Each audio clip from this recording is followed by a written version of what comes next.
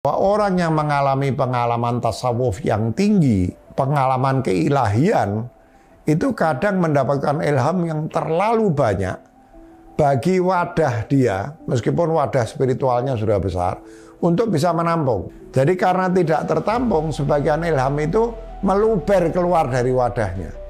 Nah, karena dia nggak mampu menampung dan meluber, luberan inilah yang kemudian tercetus di luar kendali si sufi dan menjadi syatohat atau syathiyah.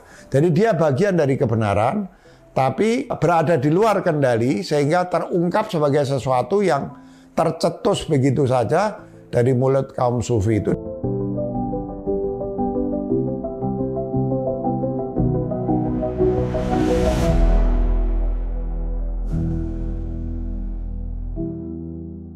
Assalamualaikum warahmatullahi wabarakatuh. Di dalam ilmu tasawuf ada satu istilah yang banyak sekali menjadi perbincangan, baik di kalangan kaum sufi atau penulis buku sufi klasik maupun juga dalam kajian-kajian modern, ya, yaitu satu konsep atau istilah yang biasa disebut sebagai syatohat, kadang disebut juga sebagai syathiyat, ya. Nah, ini dibahas oleh banyak ulama, bahkan seorang ahli tasawuf barat yang terkenal, Earl W. Ernst, itu menulis satu buku khusus, kalau saya tidak salah berasal dari disertasi dia, khusus tentang topik syatohat atau syathiyat ini, ya. Apa yang dimaksud dengan syatohat ini? Ini adalah satu cetusan, ya, satu ceplosan ungkapan yang sepintas itu terdengar nyeleneh kalau tidak bisa dibilang sebagai menyimpang dari pemahaman agama, ya.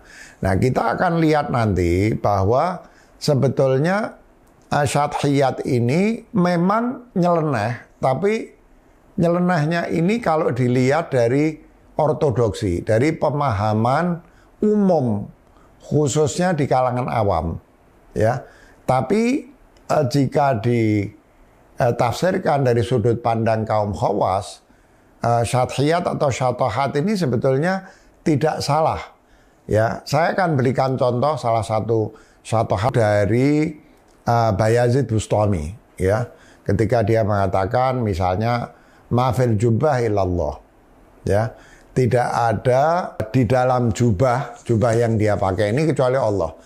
Sehingga seolah-olah Bayazid Bustami akan mengatakan bahwa dia itu Allah. Nah, ada lagi seorang sufi lain namanya Al-Hallaj yang mencetuskan ucapan anal haq. Ana al-haq. Al-haq itu Allah. Aku itu Allah, ya. Sampai kemudian Al-Hallaj itu dihukum mati. Ya, meskipun sebetulnya motif utama dia dihukum mati itu adalah lebih banyak motif politik menurut satu versi tertentu, karena dia dianggap memberontak, dianggap memiliki kesejalanan dengan kaum Qaramithah misalnya, ya. Nah, tapi kan tentu saja kalau seseorang mengatakan di dalam jubah ini tidak ada lain kecuali Allah, yang memakai jubah ini Allah, atau seperti Al-Hallaj, aku Allah. Ini pasti dianggap ungkapan yang nyeleneh, bahkan bisa dianggap sebagai ungkapan kekufuran, ya, menyamakan diri dengan Allah Subhanahu wa taala. Manusia kok menyamakan diri dengan Allah Subhanahu wa taala. Tapi bahkan seorang sufi seperti Imam Ghazali, antara lain di dalam bukunya Mishkatul Anwar, itu mengatakan bahwa ucapan anal haq dari Al-Hallaj yang mirip dengan mafil jubahillallah itu sebenarnya tidak salah. Al-Ghazali ini biasa disebut sebagai tokoh ulama sunni atau tokoh ulama ortodoks terjemahannya. Tapi dia membenarkan ucapannya Al-Hallaj. Dia mengatakan bahwa apa yang disampaikan Al-Hallaj itu adalah sebuah kebenaran yang seharusnya tidak diumbar di depan orang banyak yang mayoritas atau bahkan semua adalah orang-orang awam, gitu, ya. Nah, jadi kesalahannya syathiyat atau syatohat ini adalah karena dia sesuatu yang harusnya hanya diungkapkan di depan khawas, ya, di depan elit di kalangan tasawuf yang bisa memahami hal ini. Misalnya orang kemudian menafsirkan ucapan anal haq atau mafil jubbailallah itu adalah sebaliknya dari satu kekufuran atau kesombongan karena mengidentikan diri dengan Allah SWT. Itu adalah ungkapan kerendah hatian yang luar biasa. Artinya begini, dengan mengatakan anal haq atau mafil jubbailallah, Al-Hallaj dan Bayazid Bustami itu sebenarnya ingin mengatakan di alam semesta ini tidak ada lain kecuali Allah. Ya, justru kalau dia mengatakan saya Al-Hallaj, saya Bayazid Bustami, dan saya atau ini terpisah dari Allah, maka itu akan menjadi syirik. Ada Allah, ada Al-Hallaj. Ada Allah, ada Bayazid Bustami.